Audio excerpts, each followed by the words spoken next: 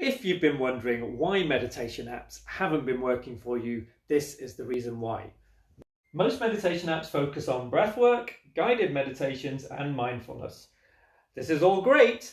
They will bring your brain waves from this higher state of functioning down to this much more relaxed state of functioning, which is awesome. However, you'll probably get the same if you're having a hot bath or just watching an episode of Friends. How do you then get to the really deep meditation where the good stuff happens down here? The answer is by doing silent mantra meditations. Now, this is very different from this type of meditation because your brainwaves get way down into what's called the theta state. That's almost like a dream or trance-like state. But the thing is, you're guiding yourself in this meditation.